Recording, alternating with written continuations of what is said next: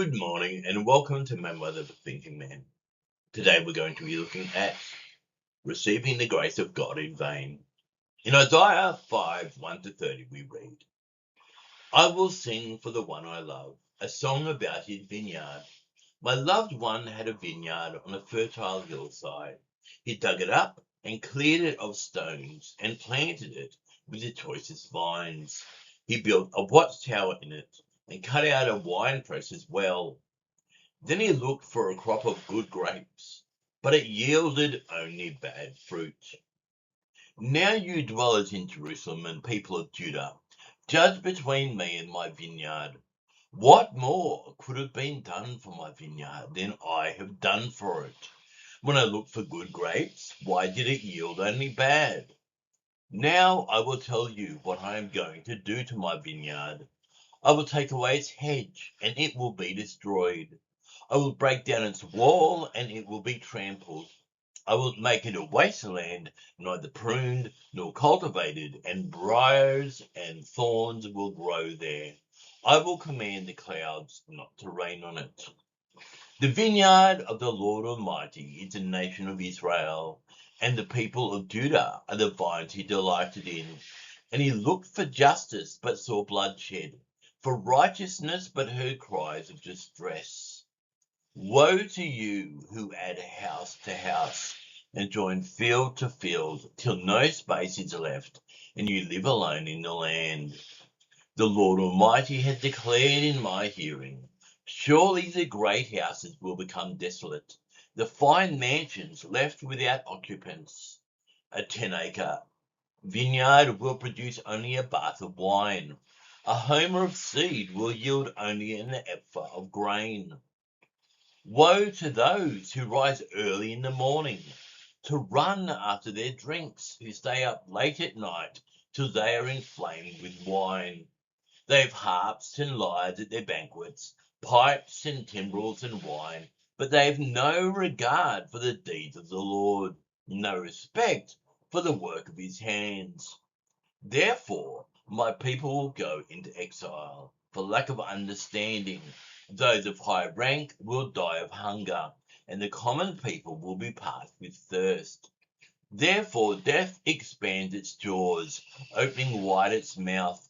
Into it will descend their nobles and masses, with all their brawlers and revellers.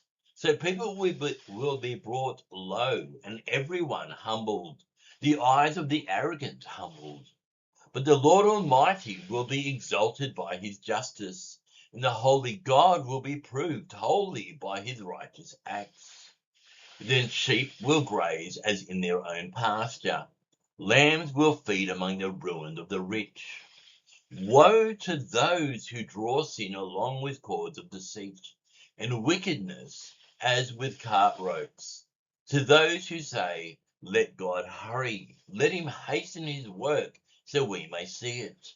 The plan of the Holy One of Israel, let it approach, let it come into view, so we may know it. Woe to those who call evil good and good evil, who put darkness for light and light for darkness, who put bitter for sweet and sweet for bitter. Woe to those who are wise in their own eyes and clever in their own sight.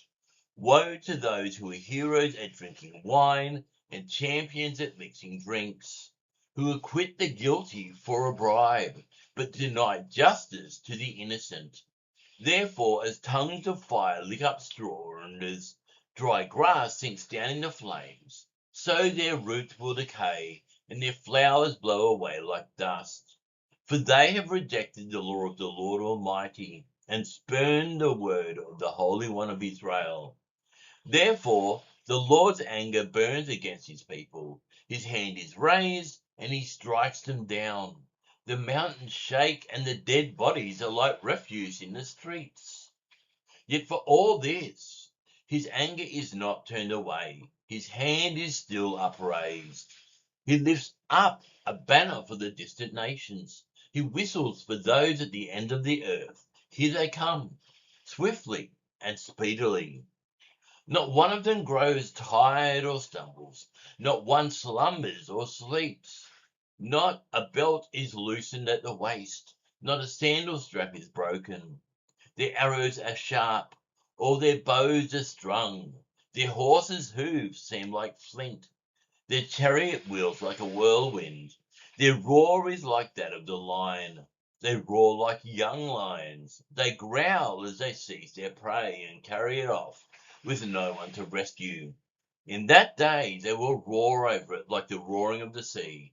And if one looks at the land, there is only darkness and distress.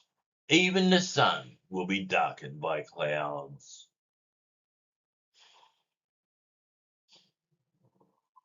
One of the greatest tragedies in life is not failing to receive a gift, but receiving a gift and wasting it. Isaiah 5 is God's heartbreaking song about a vineyard that received every possible blessing, but failed to produce the fruit for which it was planted. The chapter reveals the danger of receiving God's grace while refusing God's purpose. The vineyard had every advantage: good soil, careful cultivation, protection, provision, yet it produced only wild grapes. God's question echoes throughout the chapter. What more was there to do for my vineyard that I have not done in it? Isaiah 5:4. This passage teaches us three truths about receiving the grace of God in vain.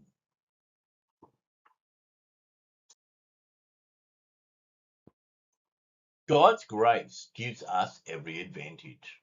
In Isaiah 5:1 we read, "My beloved had a vineyard on a very fertile hill." The vineyard owner spared no effort. He selected the best location, cleared away stones, planted the finest vines, built a watchtower, constructed a wine press. Everything necessary for success was provided. This is a picture of God's grace toward Israel. God delivered them from Egypt, gave them his covenant, sent prophets, protected them from enemies, blessed them with his presence. In the Old Testament, quite often, the vineyard symbolized Israel, who were God's chosen people. Isaiah 5:1-7 says, "I will sing for this one I love, a song about his vineyard. My loved one had a vineyard on a fertile hillside. He dug it up and cleared it of stones and planted it with the choicest vines. He built a watchtower in it and cut out a winepress as well. Then he looked for a crop of good grapes, but it yielded only bad fruit. Now you dwellers in Jerusalem and people of Judah, judge between me and my vineyard. What more could have been done for my vineyard than I have done for it? When I looked for good grapes, why did it yield only bad? Now I will tell you what I am going to do to my vineyard. I will take away its hedge, and it will be destroyed. I will break down its wall, and it will be trampled. I will make it a wasteland, neither pruned nor cultivated, and briars and thorns will grow there. I will command the clouds not to rain on it.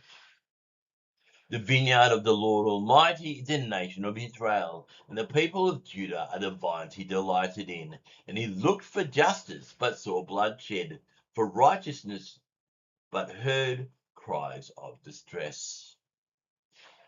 This passage presents a heartbreaking song of the vineyard, where God is represented as the owner of a vineyard that he has lovingly looked after. Despite his care, however, the vineyard yields only grapes that are wild. This stands for Israel's unfaithfulness. The passage reads, "The vineyard of the Lord Almighty, the nation of Israel, and the people of Judah are the vines he delighted in. And he looked for justice, but saw bloodshed, for righteousness, but heard cries of distress." Similar to this, in Jeremiah 12:10, we read, "Many shepherds will ruin my vineyard and trample down my field. They will turn my pleasant field into a desert wasteland." The vineyard imagery is used to communicate the disappointment of God with Israel's leaders. "Many shepherds have destroyed my vineyard. They have trampled my plot of ground. They have turned my pleasant field." Here, The destruction of the vineyard acts as a metaphor for both the spiritual as well as moral decay of the nation.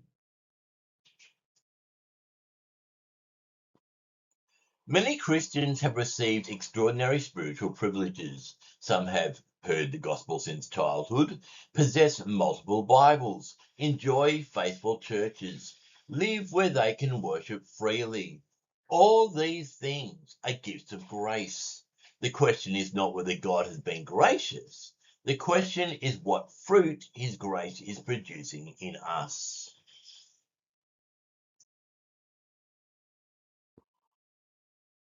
Many Australians remember watching Masters of the Universe. Prince Adam had something extraordinary. Through the power sword, he could become He-Man, the most powerful man in the universe. Whenever Adam raised the sword and declared, "By the power of Grayskull, I have the power," he received tremendous strength and privilege. But imagine if Adam received all that power and then used it only to entertain himself, ignore the suffering of Eternia, and neglect the responsibility that came with the gift. The power would have been received in vain. Likewise, God has entrusted his people with something far greater than the power of Grayskull, the grace of God through Jesus Christ. Grace is never given merely for comfort. It is given so that God's people may glorify him and bear fruit for his kingdom. God's grace looks for fruit. In Isaiah 5:7 we read, "He looked for justice, but behold bloodshed, for righteousness, but behold an outcry." The owner expected grapes. Instead he found wild fruit. Israel had received God's blessings, but did not reflect God's character.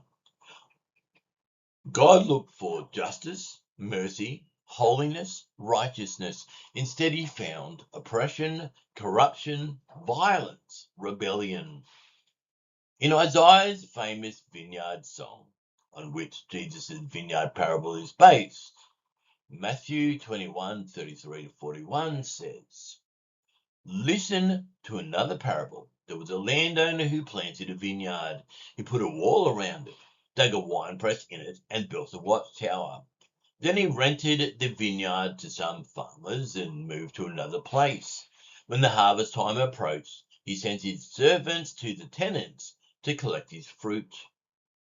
The tenants seized his servants. They beat one, killed another, and stoned a third. Then he sent other servants to them, more than the first time, and the tenants treated them the same way. Last of all, he sent his son to them. They will respect my son, he said. But when the tenants saw the son, they said to each other, 'This is the heir. Come, let's kill him and take his inheritance.' So they took him and threw him out of the vineyard and killed him. Therefore, when the owner of the vineyard comes, what will he do to those tenants?" "He will bring those wretches to a wretched end," they replied, "and he will rent the vineyard to other tenants who will give him his share of the crop at harvest time." God compares Israel to a horticultural paradise. However, unfortunately, due to the people's sins, this vineyard, which was magnificent, will be destroyed in the tragedy of exile. In order for him to emphasize the heights from which God's people have fallen, the prophet finishes his song with a wordplay that contrasts the unjust behavior of the nation with the Lord's righteous desires.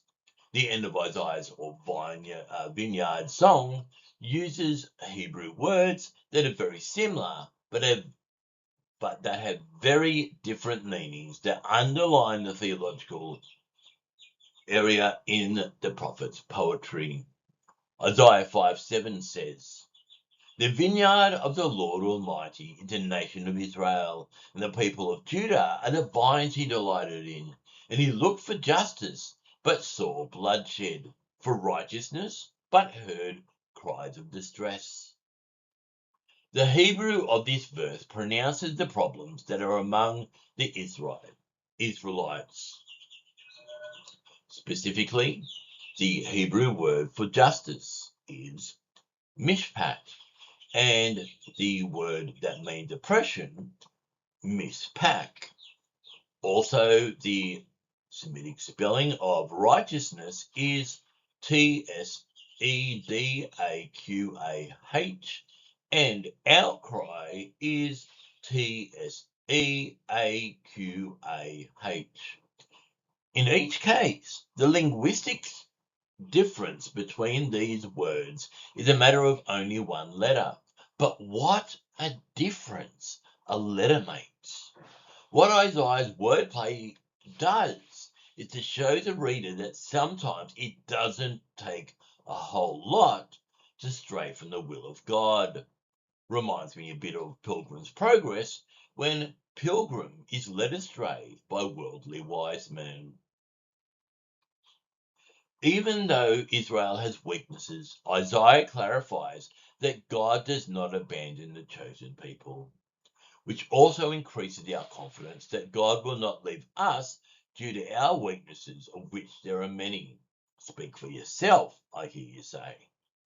In the very next chapter, Isaiah 6:13, which says, "And though a tenth remains in the land, it will again be laid waste. But as the terebinth and oak leave stumps when they are cut down, so the holy seed will be the stump in the land." The Lord promises Isaiah that a holy seed, which in Hebrew is Zerah Kodesh, will remain after the wreckage of exile, out of which will come a branch, or in Hebrew, Netzer, who helps to rebuild the vineyard of Israel. Isaiah 11:1 says, "A shoot will come up from the stump of Jesse. From his roots, a branch will bear fruit." The Gospel of Matthew also allows Isaiah's taste for wordplay when it equates Jesus of Nazareth with this messianic branch. Matthew 2:23 states that Jesus went to live in the town of Nazareth, which in Greek is Nazareth, so that what was spoken by the prophets might be fulfilled, that he would be called a Nazarene, or in Greek, Nazarios. The phonetic similarity between the Hebrew branch, or Netzer, and the town of Nazareth, or Natzaret, shows us that Yeshua fulfills God's ultimate plan of salvation for the vineyard of Israel that is proclaimed in Isaiah.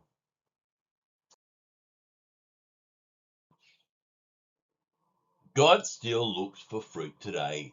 Jesus said, "By this my Father is glorified, that you bear much fruit." John 15:8.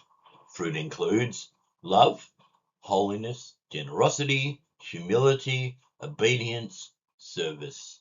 A Christian who continually receives grace without producing fruit should hear Isaiah's warning.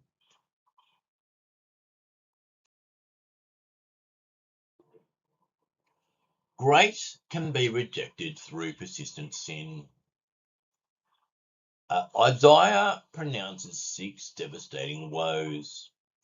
Woe to greed. Woe to those who join house to house. Isaiah 5:8. Woe to self-indulgence. Woe to those who rise early in the morning that they may run after strong drink. Isaiah 5:11. Woe to defiant sin. Woe to those who draw iniquity with cords of falsehood. Isaiah 5:18. Woe to moral confusion. Woe to those who call evil good and good evil. Isaiah 5:20. Woe to pride. Woe to those who are wise in their own eyes. Isaiah 5:21. Woe to corrupt leaders. Woe to those who are heroes at drinking wine. Isaiah 5:22. Woes and judgments. That is the heading in my Bible for the remaining part of chapter 5. The title isn't as inviting as the one that came before, which was the Song of the Vineyard. However, at least we know what we're getting ourselves into.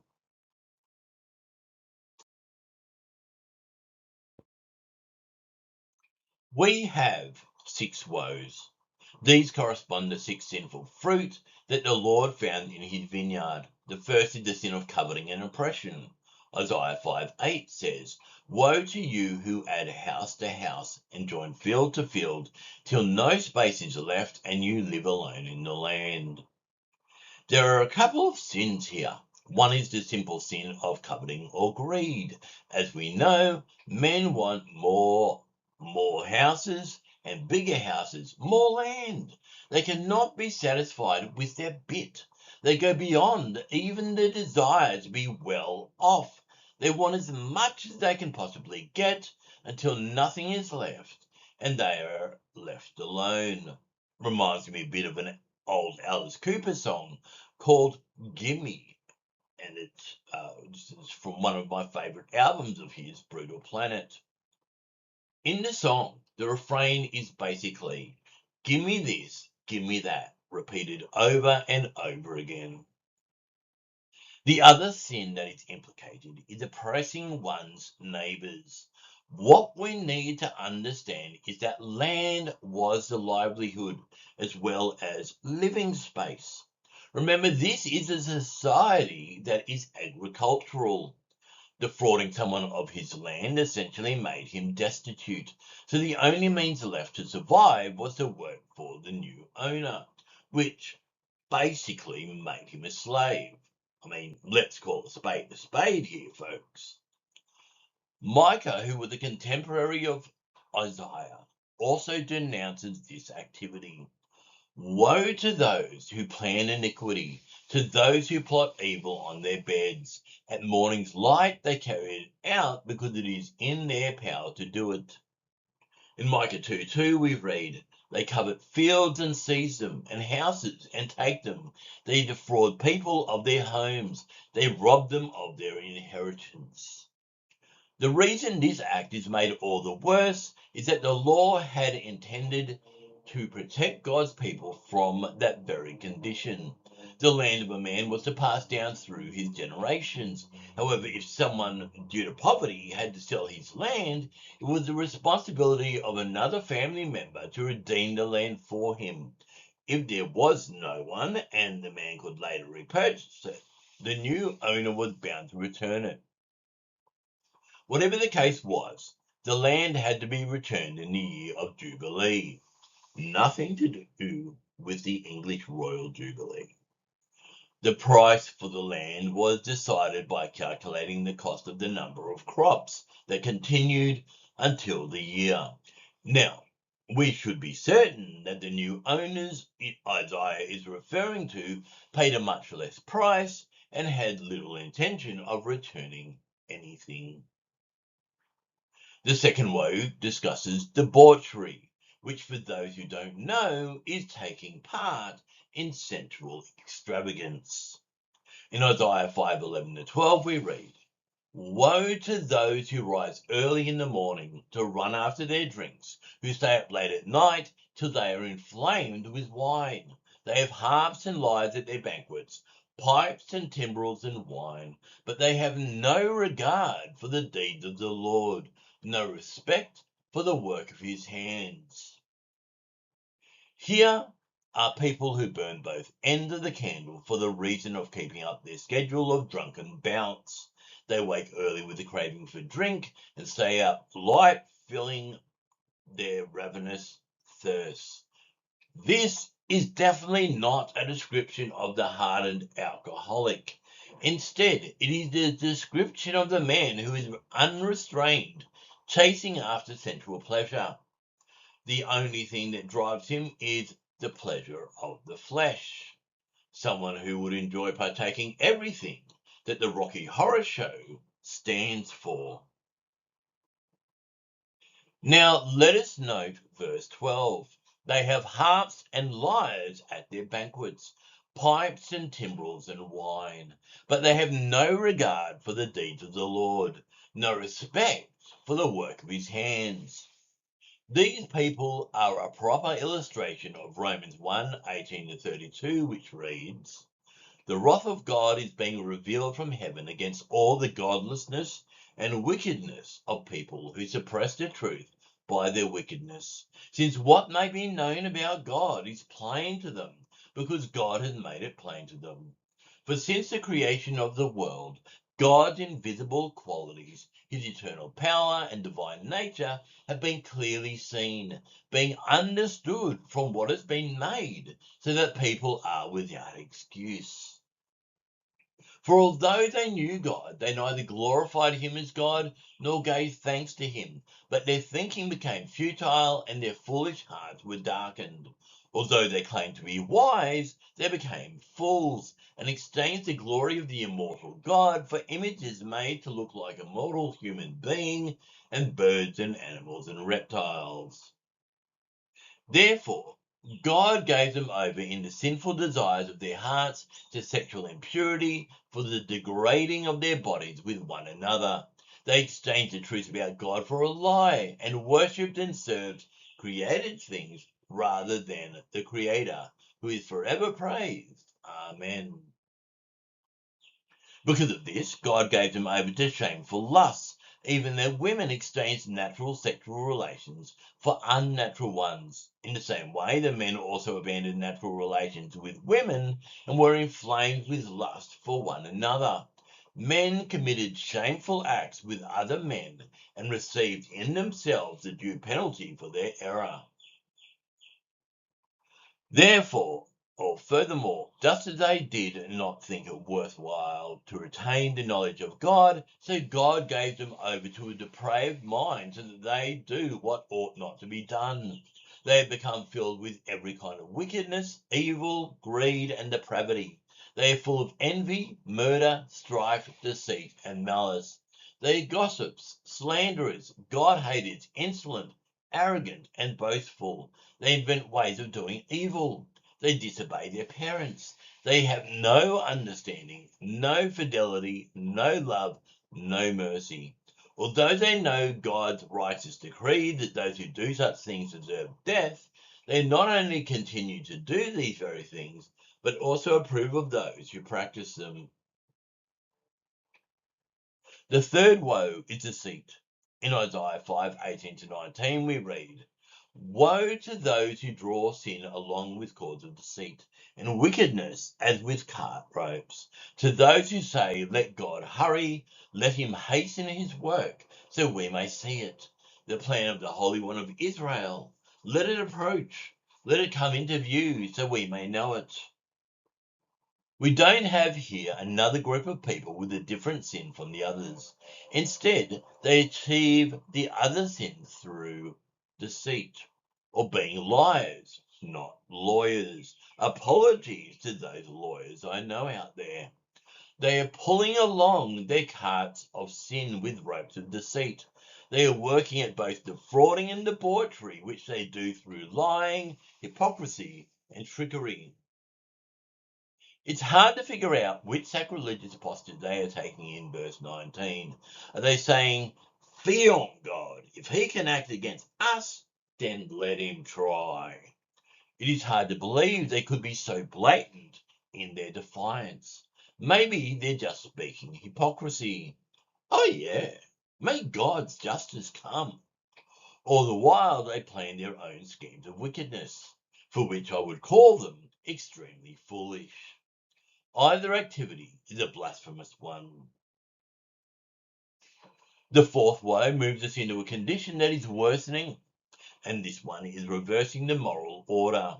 In verse 20, we read, "Woe to those who call evil good and good evil, who put darkness for light and light for darkness, who put bitter for sweet and sweet for bitter."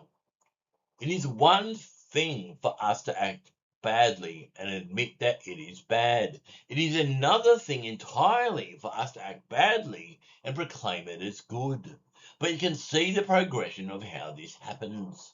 When a people commit sin over and over, either that behavior will break down or it will become assimilated into the accepted order. I call that a tarnishing of the Holy Spirit. We could spend all day with that one. Fornication, adultery, homosexuality, abortion, euthanasia, and intoxication make up a short list of what our society has assimilated as not only acceptable behavior, but good.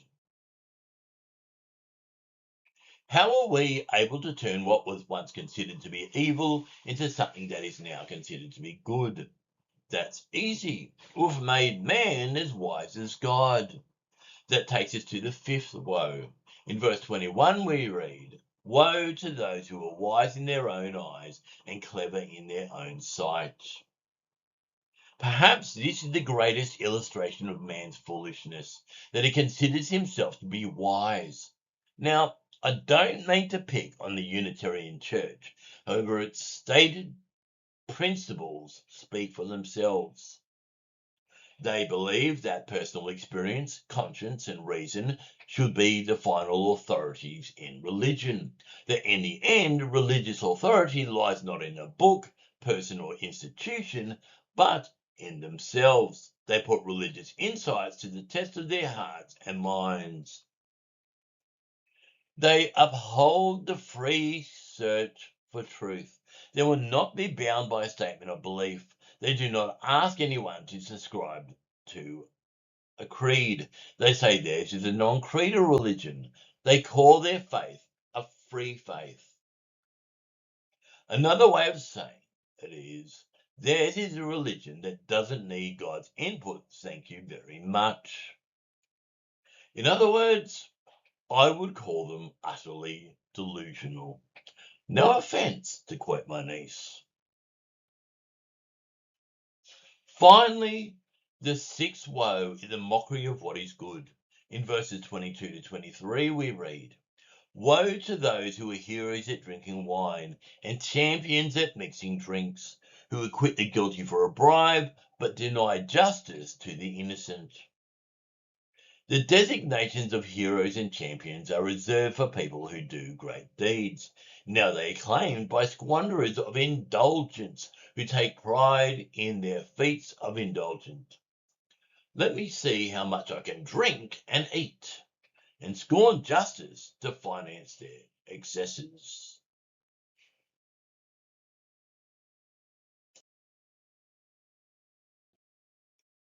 The danger is not merely committing sin. The danger is becoming comfortable with sin while assuming God's grace excuses it. Grace forgives sin.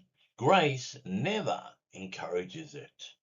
As Paul asks, shall we continue in sin that grace may abound? Certainly not. Romans 6, 1-2.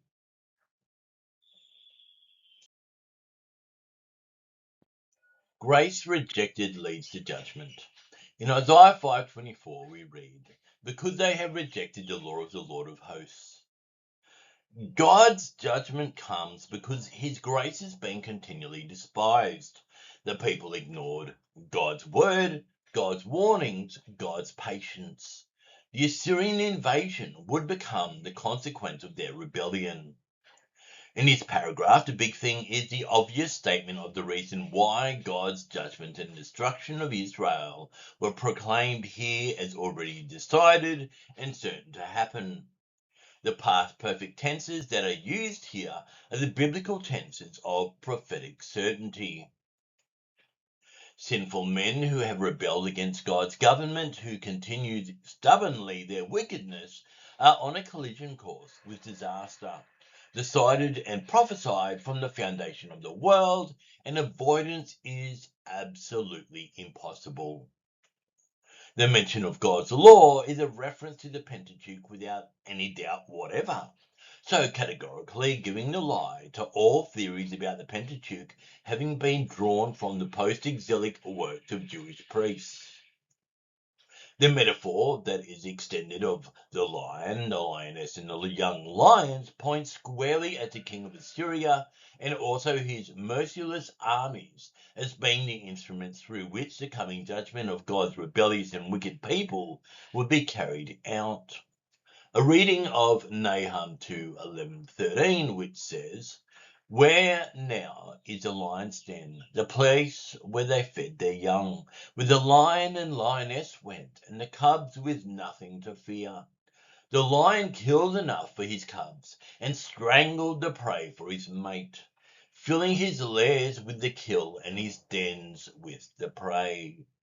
I am against you, declares the Lord Almighty. I will burn up your chariots in smoke, and the sword will devour your young lions.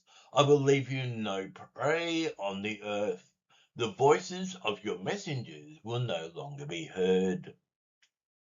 We'll reveal quickly how this lion metaphor formed the universally known logo of Assyria, an identification that held on to that evil kingdom until their own destruction was final.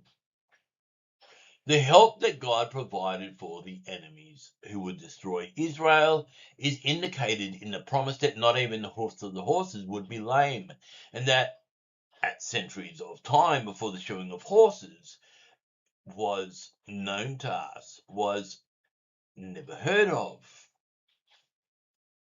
Here we also have another glimpse of the pattern in God's punishment of the nations. The first chapter of Zechariah has the amazing story of the horns that changed into smiths. And there it was revealed that the same nation at first a horn to carry out God's judgment upon the wicked, but when any horn that is a persecuting power against God's purpose on earth went beyond God's purpose, God at once changes another horn into a smith that destroys the offending horn. So Assyria was the horn that mined Egypt, but Babylon became the smith that mined Assyria. In this mention of Assyria as being the horn that destroyed Egypt, it should be understood that Assyria was also the horn that destroyed the northern Israel. Long before that, Israel had been the smith that wrecked the Canaanites under the leadership of Joshua. From the whole biblical record, it looks reasonable to assume that when any nation reaches a certain degree of wickedness, God will destroy and remove them.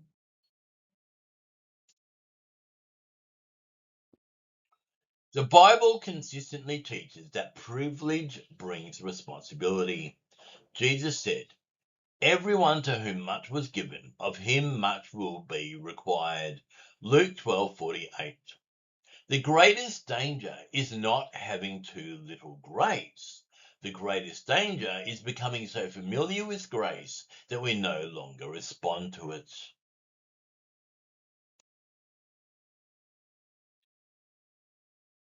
Christ, the true and faithful vine.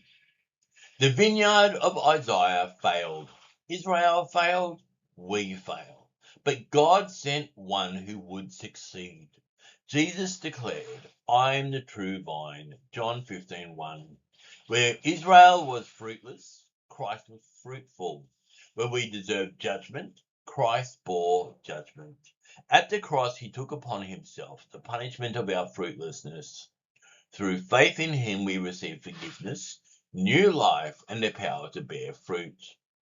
Whoever abides in me, and I in him, he it is that bears much fruit. John 15:5.